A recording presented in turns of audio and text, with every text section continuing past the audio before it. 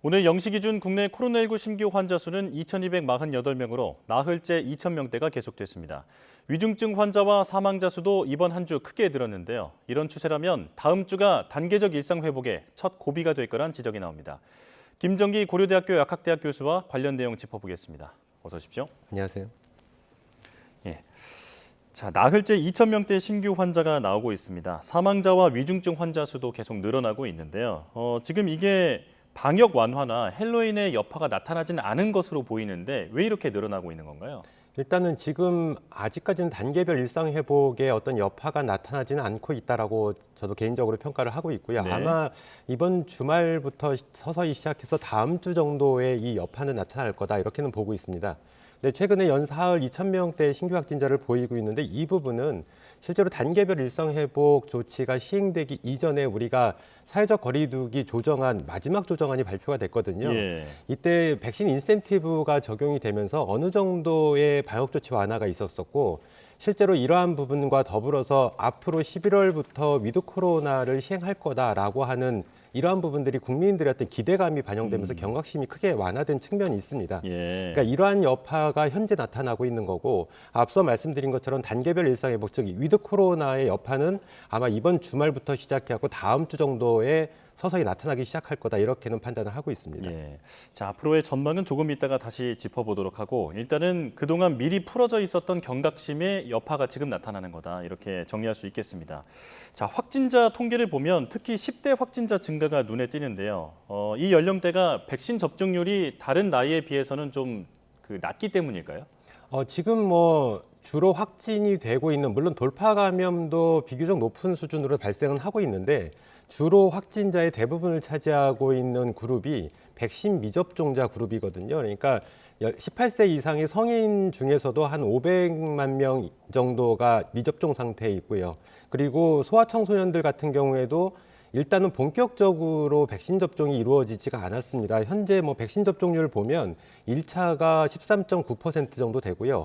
완료율은 이보다 훨씬 더 떨어져서 한 0.5%를 보이고 있거든요. 그만큼 거의 이루어지지 않았다라고 볼 수가 있습니다. 그렇기 때문에 지금 소아청소년 그룹에서 확진이 계속 되고 있는 부분이고 이러한 측면이 최근에 확진되는 그룹에서 이제 4명 중에 1명꼴 그러니까 25% 수준까지 이 연령대에서 확진이 발생하고 있다 이렇게 보시는 게 맞을 것 같습니다. 예. 자, 병상 관련해서 얘기를 좀 더 나눠볼 텐데요. 정부가 벌써 생각이 좀 깊어진 것 같습니다. 이틀 만에 기조가 좀 바뀌었는데 이 정부 브리핑 내용 다시 들어보고 오겠습니다. 현재 1,111개 중환자실 중에서 위중증 환자의 발생 수는 오늘 기준으로 378명으로서 현재까지는 의료 체계의 여력은 어느 정도 안정적인 상황을 유지하고 있습니다. 하루 7,000명의 확진자가 나오더라도 대응이 가능하도록 오늘 수도권 지역에 병상 확보 행정명령을 발동합니다. 하루 1만 명의 환자가 발생해도 감당할 수 있는 수준까지 병상을 확충할 것입니다.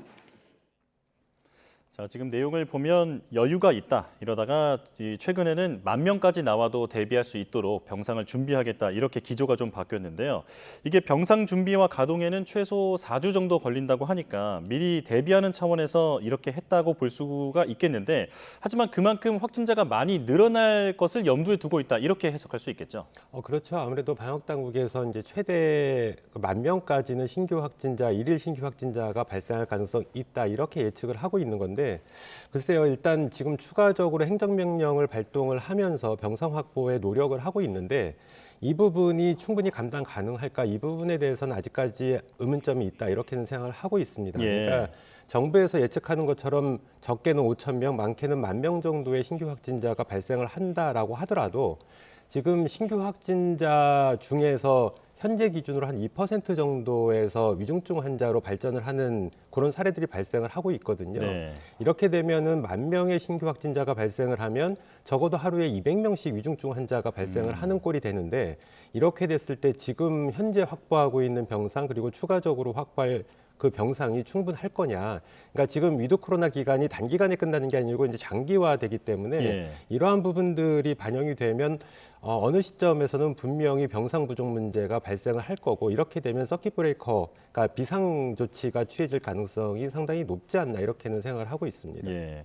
앞으로 상황이 더 악화할 것을 염두에 두고 지금 병상 부족 문제를 대비하고 있다. 이렇게 정리할 수 있겠는데요. 자, 그런가 하면 지금의 확산세에 대해서는 이런 언급도 있었습니다. 먼저 들어보고 오겠습니다. 사회적 접촉이 더 커지고 있기 때문에 이 가운데 확진자 이 규모의 증가는 피할 수 없을 것이라고 보고 있고, 다만 어느 정도 이제 억눌러 왔던 사회적 접촉들이 활성화되고 난 이후에 우리 국민들께서 지켜주고 계시는 각종 방역 수칙들과 예방 접종률의 이 높아진 비율로 인해 언제 균형을 이룰지가 중요하다고 보고 있습니다.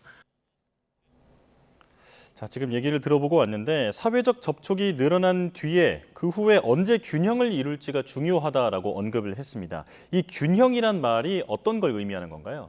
실제로 어떤 지금 코로나19 상황에서 감염이 확산되는 경향, 이 부분에 부정적인 영향을 미치는 거는 일단 뭐 지금 유행을 주도하고 있는 델타 변이 바이러스, 그리고 이렇게 전파력이 높은 바이러스가 유행을 하고 있다라고 하는 부분이거든요. 네. 여기에 더불어서 이제 11월 중순부터는 기온이, 그러니까 다음 주에 당장 이제 기온이 급격하게 떨어지게 되는데 이렇게 되면 바이러스의 활성이 급속하게 증가를 하게 됩니다. 그러니까 이러한 부분들이 유행을 더 가속화시키는 이러한 부정적인 요인이 되는 거고요. 반대로 긍정적인 요인 같은 경우에는 방역당국에서 금방 언급한 것처럼 국민들께서 이제 준수해주고 계시는 개인 방역 수칙 이런 부분들과 가장 중요한 부분이 백신 접종률이 크게 증가하고 있다라는 부분이거든요. 예. 그러니까 이 부분이 조화를 이루게 되면서 어느 수준에서는 더 이상 증가하지 않는, 환자가 증가하지 않는 이런 시점이 발생을 하게 됩니다. 그러니까 이 부분이 균형이라고 보시면 될 것 같은데 일단 뭐 문제는 이 부분이 언제쯤 도래할 거냐라는 부분인데 저는 개인적으로는 상당히 부정적인 견해가 조금 있습니다. 아, 그러니까 예. 부정적인 견해가 긍정적인 견해보다는 훨씬 더 크다. 왜냐하면 백신 접종률 지금 우리나라 기준으로 1차가 81% 정도 되고 2차 접종을 완료한 퍼센트가 한 65.5% 정도가 되고 있거든요. 근데 중요한 부분은 지금 초창기에 접종을 받으신 분들에서 항체 수준이 계속 감소를 하면서 돌파 감염이 계속 발생을 하고 있다라고 하는 부분이 있습니다. 예. 더군다나 갑자기 이런 방역 조치가 완화되면서, 그러니까 단계별 일상 회복으로 가면서 경각심 완화가 굉장히 큰 부정적인 요인으로 작용을 한다. 그리고 앞서도 말씀드린 것처럼 11월 중순부터는 이제 바이러스가 활성이 높아지는 계절이 돌아왔다라고 하는 부분 때문에 아무래도 이 균형을 이루는 시점이 상당히 뒷부분으로 갈 것 같고 그 사이에 우리 그 의료 시스템에서 대응이 가능할 거냐. 그러니까 이 부분에 있어서 저는 좀 부정적인 견해가 있기 때문에 이 부분에 대한 어떤 경각심을 좀 국민들께 더 높이는 그런 방안들도 필요하고 의료 시스템을 철저히 준비해야 된다 이렇게는 보고 있습니다. 예. 일단 감당 가능한 수준으로 그 코로나를 관리할 수 있게 되는 순간 그게 바로 균형을 이루게 되는 거고 진정한 위드 코로나다 이렇게 볼 수 있을 텐데요. 자, 하지만 당장 다음 주에 이제는 헬로윈과 단계적 일상 회복에 따른 여파가 본격적으로 나타날 것으로 예상이 되고 있습니다. 바로 다음 주가 이제 단계적 일상 회복의 그 시험대가 될 것이다 이런 평가가 있는데 교수님께서는 어떻게 보십니까? 일단 시작이겠죠. 다음 주부터가 우리가 단계별 일상 회복, 그러니까 위드 코로나로 전환을 하면서 발생하는 어떤 위험도를 측정할 수 있는 시작점이 될 거고요. 네. 주로 이 여파가 더 상당히 크게 나타나는 시간은 앞으로 2주에서 3주 정도 후가 되지 않을까 이렇게 보고 있습니다. 그렇기 때문에 이 기간이 어떻게 우리가 관리가 가능하고 그리고 대응할 수 있느냐에 따라서 1단계를 넘어가서 그다음에 2단계로 접어들 수 있을지 이 굉장한 시험대가 될 수 있는 게 앞으로의 2, 3주 후가 되지 않을까 이렇게는 보고 있습니다. 예. 자, 한마디로 다음 주와 그 다음 주가 바로 우리가 2단계로 갈 수 있을지 아니면 서킷 브레이커처럼 잠시 쉬어가야 할지 이걸 판가름하는 기준이다 이렇게 보고 계시는 거군요. 자, 상황 추이를 판단해야 해서 정부가 당장 어떤 대책을 내놓지는 못할 것 같습니다만 더 큰 확산세를 막기 위해서는 지금 당장 취해야 할 조치도 있을 것으로 보입니다. 어떤 게 있을까요?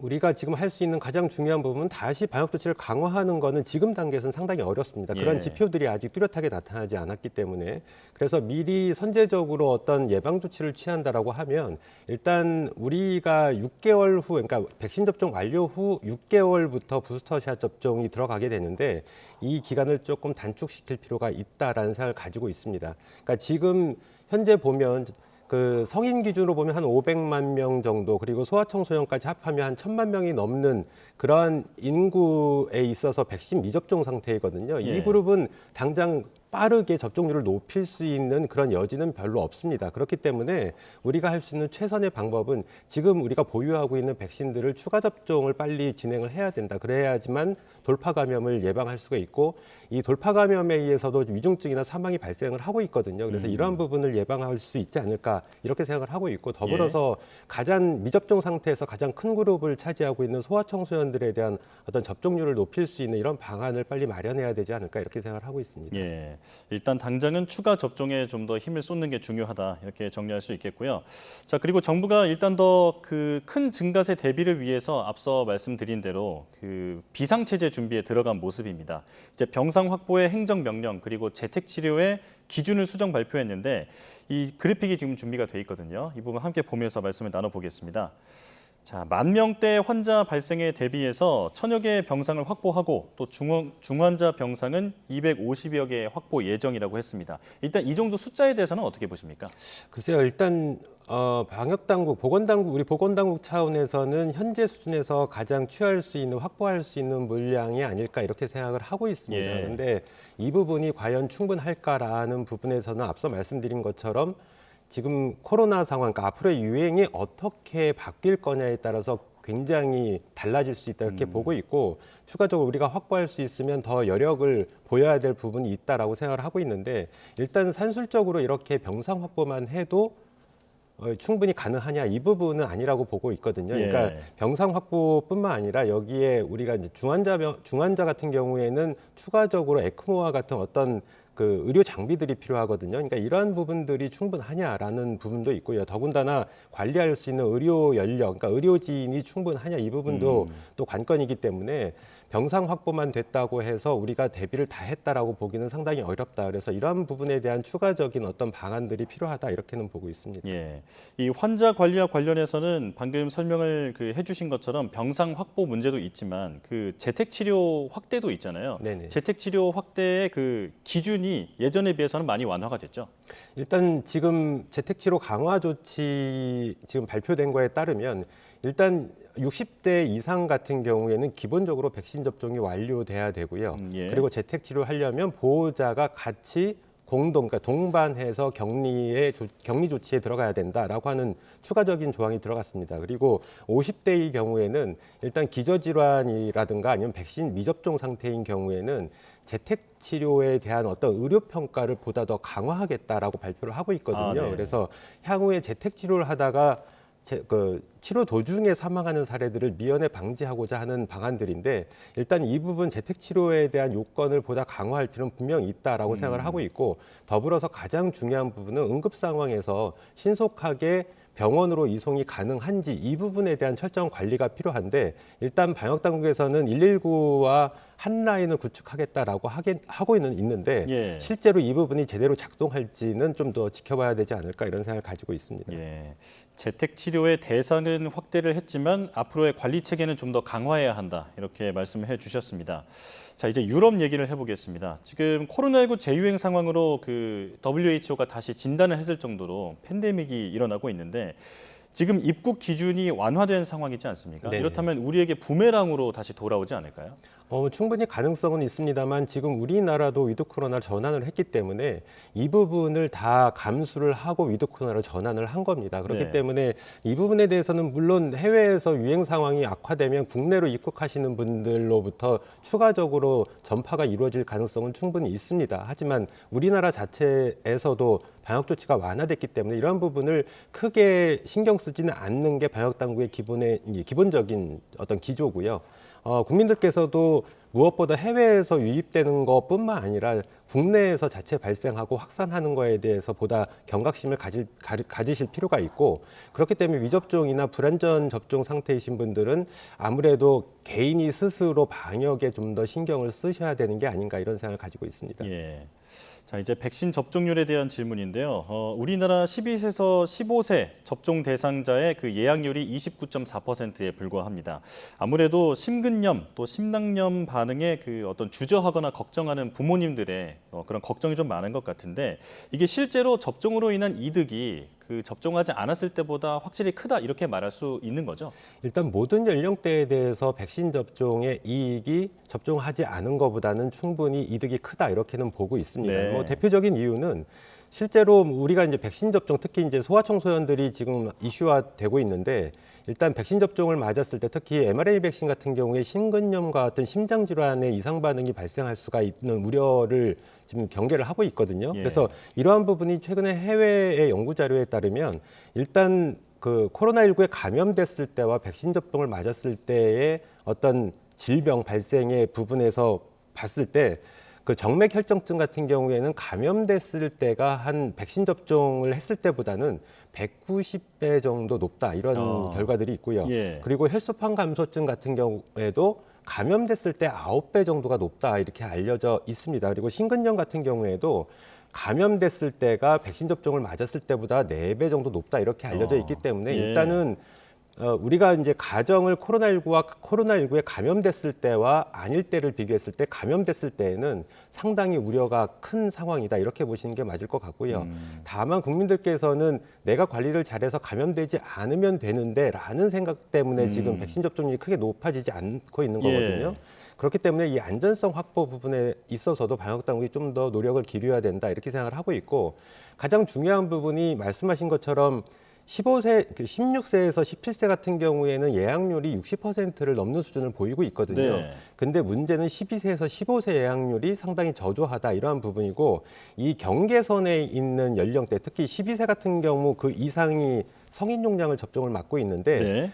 이 체중에 따라서 아무래도 용량이 결정이 되는 부분이 분명히 있습니다. 근데 12세, 13세 이 경계선에 있는 연령대는 상대적으로 성인 대비 신체적인 조건이 열악한 상황이다 보니까, 그러니까 체중이 덜 나가다 보니까 아무래도 이상 반응의 우려가 더 크다라고 볼 수가 있고, 예. 이러한 부분이 용량을 조금 더 다변화하는 방향도 하나의 이러한 예약률을 높일 수 있는 이런 하나의 방안이 되지 않을까 생각을 하고 있기 때문에 제 개인적인 생각으로는 이러한 부분들이 방역당국과 제약사가 좀 협의를 해서 좀 조정을 할 수 있는 방안을 마련할 필요가 있지 않나 이런 생각을 가지고 있습니다. 예, 이 부작용에 대한 걱정은 이해하지만 접종 이득이 또 확실히 크다. 그리고 개인차를 고려해서 어떤 세부 수칙이 좀 마련됐으면 좋겠다. 이렇게 말씀을 해주셨는데요.